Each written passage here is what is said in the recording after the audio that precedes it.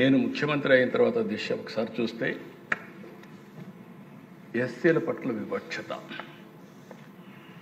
అప్పుడు ఆశ్చర్యం వేస్తుంది. ఇప్పుడు కూడా ఇవి ఉండే మెంబర్స్ చాలామంది అర్థం చేసుకోవాల్సిన అవసరం ఉంది.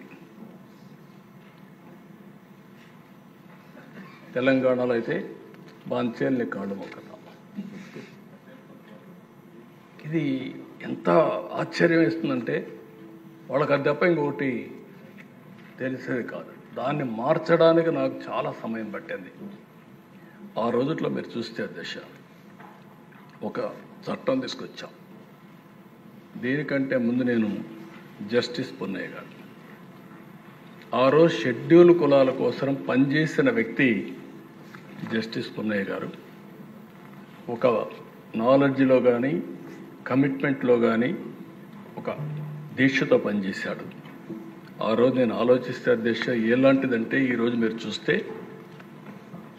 గ్రామాల్లో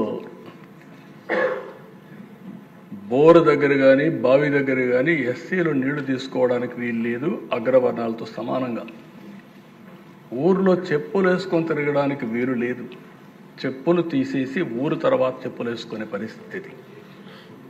ఇంకొక పక్కన దిశ ఒక టీ బంక్ దగ్గరికి పోతే 2 గ్లాసులు పెట్టి ఆ 2 గ్లాసుల్లో ఒక గ్లాస్ అతను 2 గ్లాసులు పెట్టరు, ఒకటే గ్లాసు పెడతారు, పక్కన ఎక్కడ పెడతారు. అతనే వచ్చి ఆ గ్లాసులో టీ పోయించుకొని తాగి కడిగి మళ్ళీ ఆ గ్లాస్ పెట్టేసిపోవాలి. అంటే అన్టచబుల్ అంటే ఎంత పరాకాష్ట మీరు గుర్తుపెట్టుకోవాలి. దేవాలయాలకు ఎంట్రన్స్ లేని పరిస్థితి. అంటే ఇలాంటివి చూసిన తర్వాత దిశ నేను ఈ జీవో తీసుకొచ్చాను. జస్టిస్ పున్నయ్య కమిషన్ ఇస్తాం. 42 రికమెండేషన్లు ఇచ్చాడు. 27 జీవోలు కానీ మెమోలు కానీ ఇష్యూ చేశాను. ఒక మాటలో చెప్పాలంటే కుల వివక్షత పైన యుద్ధం చేసిన ప్రభుత్వం తెలుగుదేశం ప్రభుత్వం అని యుద్ధమే చేశాం. అదర్వైజ్ ఆ మనుషుల్లో కరుడు గట్టకపోయిన అహంభావంతో ఏ మాత్రం కూడా వెళ్ళలేని పరిస్థితి. ఇక్కడ మీరు చూస్తే దశ ఈ జీవో చూస్తే మీకు అర్థమవుతుంది. ఇది జీవో ఎంఎస్ నెంబర్ 105 డేటెడ్ 31/10/2011. ఇందులో చూసిన ప్రదేశాలు This team will interact with all sections of the people in the villages, including SCs, STs, and convince and persuade the upper caste people against the evil of untouchability in various forms and in whatever manner it is being practiced, and also against atrocities against SCs and STs with special reference to the villages concerned.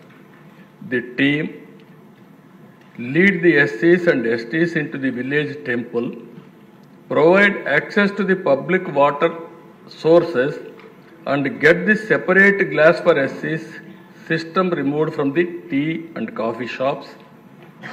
The team should also tackle any other village level social evils or superstitions like Jogin, Basani system, Banamati, Potiraju, bonded labor, manual scavenger.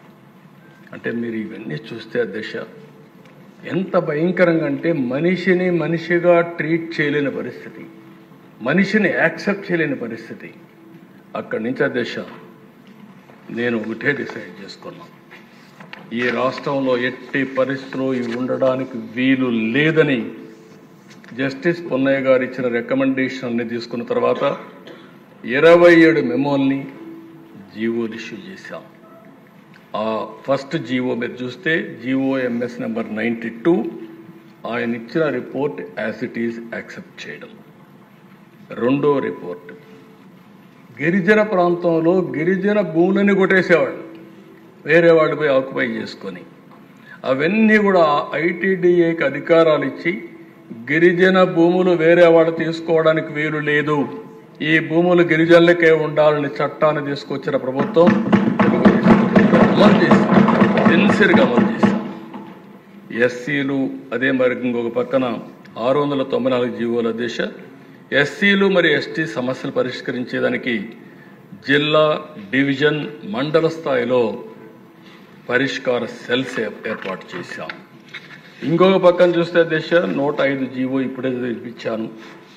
దాని మీద అందరు అధికారులు కూడా వారానికి ఒక్కసారి ఒక విలేజ్కి వెళ్ళాలి, ఎస్ఐ వెళ్ళాలి, ఎన్జిఓలు పెట్టుకోవాలి, ఆ ఊరంతా కూడా ఎంఆర్ఓ ఉండాలి.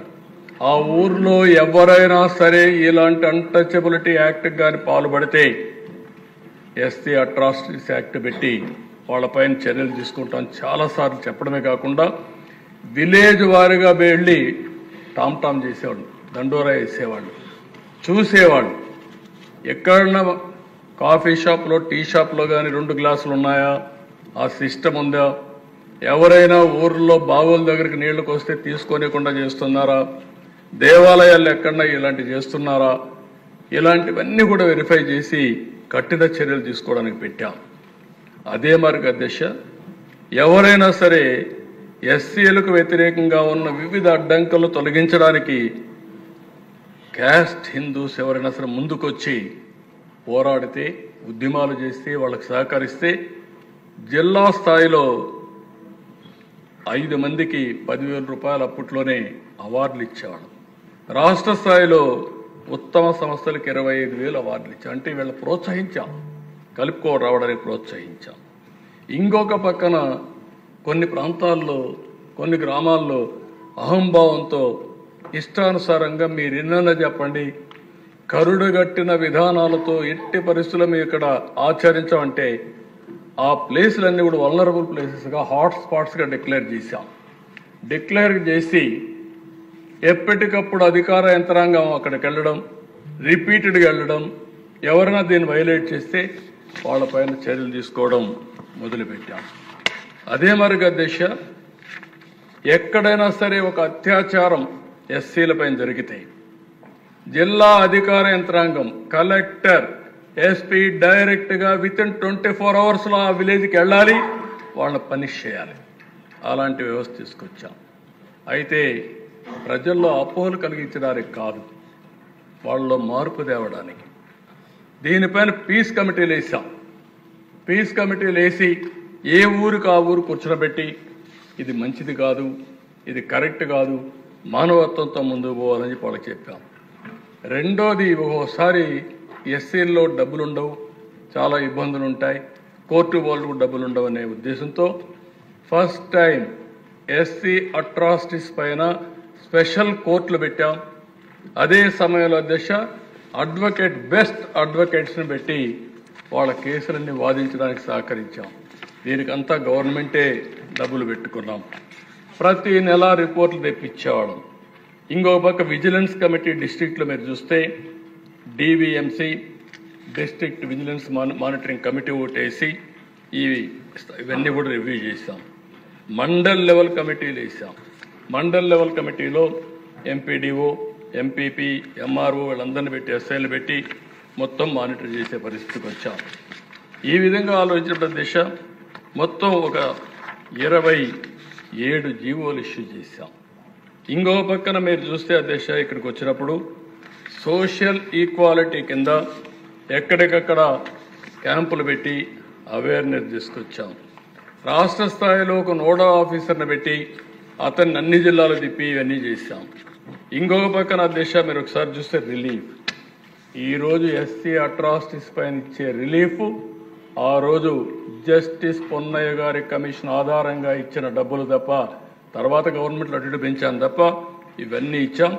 అప్పట్లోనే 30,000 రూపాయలు, ఏదైనా ఇల్లు కొట్టేస్తే ఇల్లు కట్టేయాలి, ఎంప్లాయ్మెంట్ ఇవ్వాలి, ఉపాధి చూపించాలి, మళ్ళీ అదనంగా 30,000 రూపాయలు వాళ్ళకి ఆర్థిక సహాయం చేయమని చెప్పిన ప్రభుత్వం ఆ రోజు తెలుగుదేశం ప్రభుత్వం అని చెప్పి కూడా నేను తెలియజేస్తున్నాను. బరియల్ గ్రౌండ్స్ పోనీయకుండా చేసేవాడు. బరియల్ గ్రౌండ్కు రోడ్డు మీద ఉంటే ఇది మా పొలం కాబట్టి మేము పోనీయమంటే అవన్నీ కూడా ఎవిక్ట్ చేపించి చేసామని చెప్పి కూడా నేను మీకు తెలియజేస్తున్నా. ఇలాంటివన్నీ కూడా గ్రాంట్ కానీ, ఎంప్లాయ్మెంట్ కానీ ఇవన్నీ ఇచ్చాం. ఇవన్నీ ఇచ్చి ఇంకో పక్కన ఎవ్రీ మంత్ 30వ తారీఖున ప్రతి గ్రామంలో, రాష్ట్రంలో పౌర హక్కుల దినోత్సవాన్ని జరిపాం. అంటే సివిల్ రైట్స్ డే ప్రతి ఒక్కరికి హక్కులు ఉన్నాయని చెప్పి ఇవన్నీ పెట్టి చేయించాం.